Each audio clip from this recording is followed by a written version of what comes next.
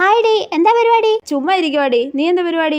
ഞാനിവിടെ ഡ്യൂട്ടി ഒക്കെ കഴിഞ്ഞ് ഇപ്പൊ റൂമിൽ വന്നതേ ഉള്ളടി. ആണല്ലേ? നമ്മുടെ കിട്ടപ്പൻ ചേട്ടന്റെ കടയുടെ അടുത്ത് ചെറുതായിട്ട് മണ്ണിടിച്ചിലുണ്ടായിരുന്നല്ലേ? എപ്പോഴായിരുന്നടി?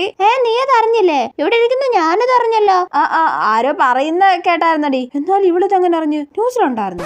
എടി, നമ്മുടെ 10ാം ക്ലാസ്സിൽ പഠിച്ച ശ്രുതിയുടെ കല്യാണം കഴിഞ്ഞല്ലേ? ഏത് ശ്രുതിയാടി? 2 ശ്രുതി ഇല്ലായിരുന്നോ? എടി, ആ പഠിപ്പി ശ്രുതി.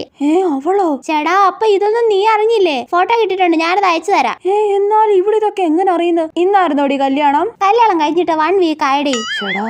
നമ്മുടെ ടൗണിൽ പുതിയ ഷോപ്പിംഗ് മാൾ വരുന്നുണ്ടല്ലേടി? ഷോപ്പിംഗ് മാളോ? ചേടാ, നീ ആ നാട്ടിലുണ്ടായിട്ട് നീ ഇതുവരെ ഒന്നും അറിഞ്ഞില്ലേ? ഞാനൊന്നും അറിയുന്നില്ലെന്ന് അവള് വിചാരിക്കണ്ട. അറിഞ്ഞ പോലെ അഭിനയിക്കാം. Shopping mall.